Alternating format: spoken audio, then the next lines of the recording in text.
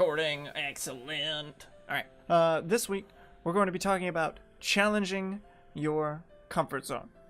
And I'm going to be talking about this both as a looking back, but also as a moving forward sort of thing. So without further ado, let's get started.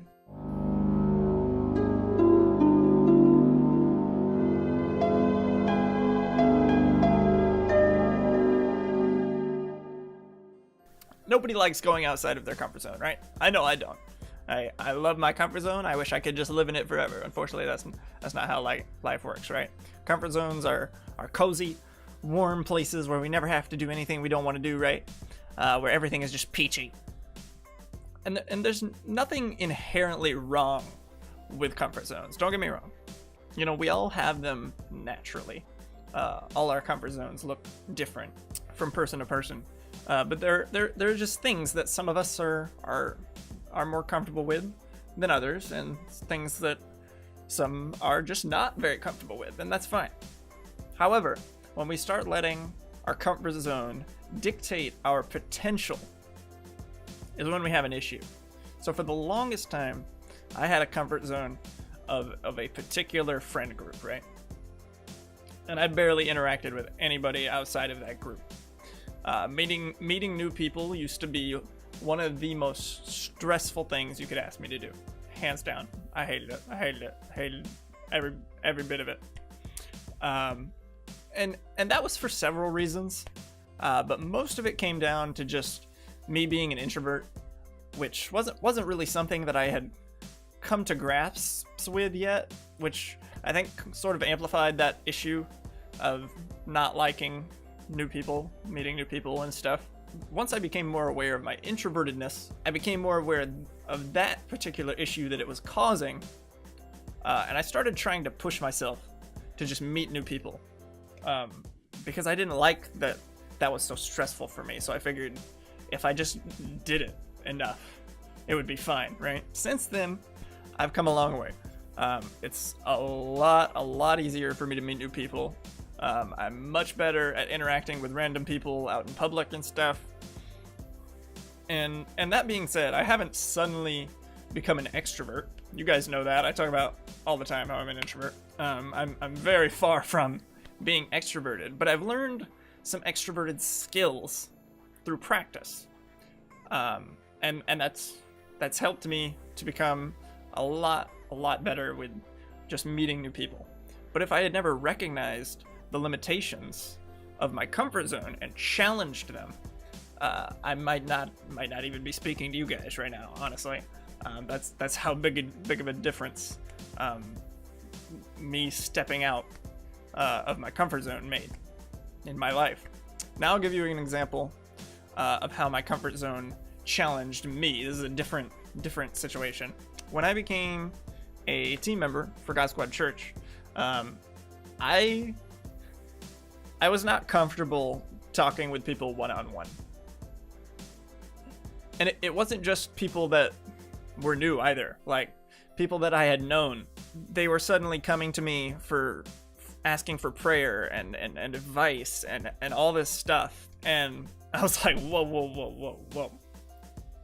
This is a little much for me. You know, I wasn't expecting this.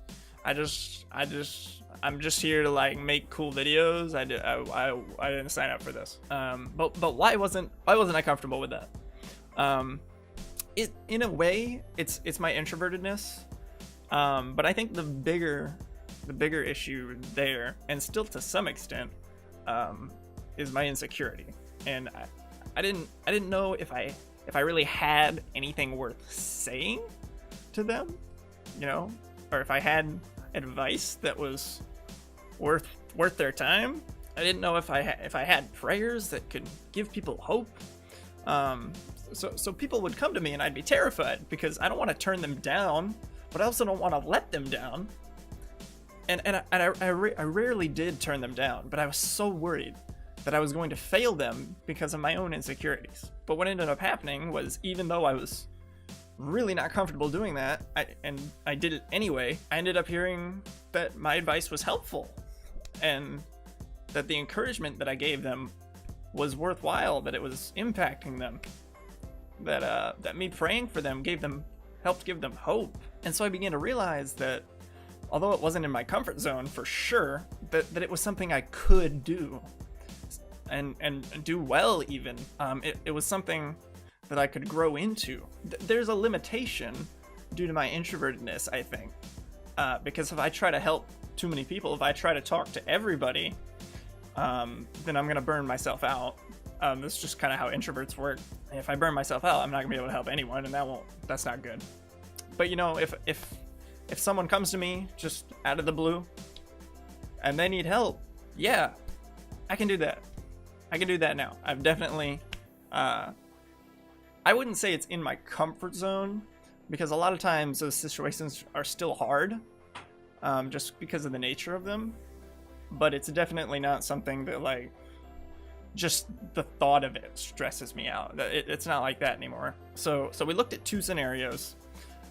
In the first one, I challenged my comfort zone. I saw an issue and I wanted to grow, so I challenged my comfort zone.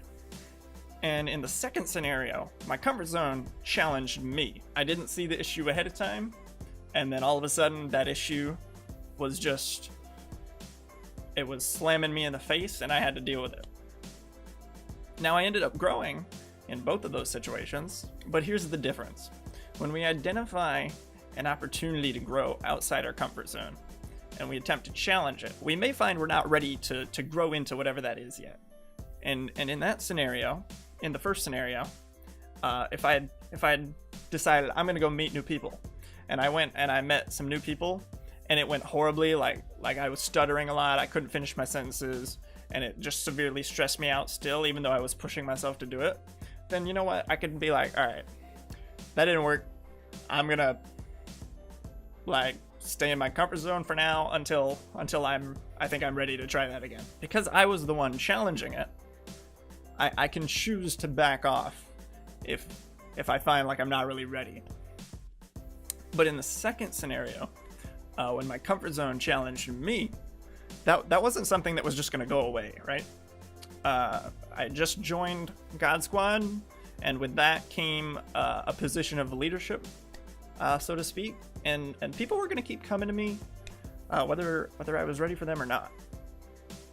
And if I didn't overcome that part of my comfort zone that was challenging me, then that would have been a pretty big issue when people came to me and they needed help, if I couldn't sort through that. So what I'm getting at here is that we always need to be looking at ourselves and identifying areas where we think we can grow outside of our comfort zone. You know, we may not be completely comfortable doing something, but if we can say, you know, I'm really not too comfortable with whatever, but I think I can try. I think I can give it a shot.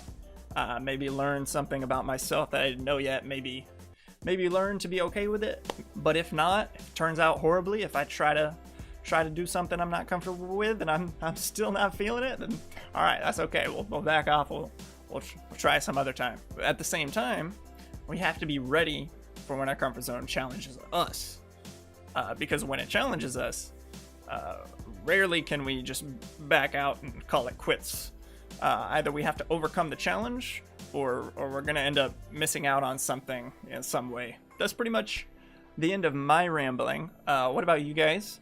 What area of your comfort zone do you think you might be ready to challenge, or maybe some areas that you're hoping won't be challenged anytime soon? I know I've definitely got a few of those. But whatever it is, or if you learned something completely different, let us know in the chat or in the comments if you're here on YouTube. And we'll catch you next week for another fantabulous SeraphShares. I don't know what we're going to be talking about, but it'll be something. So I hope to see you all next week once again for SeraphShares.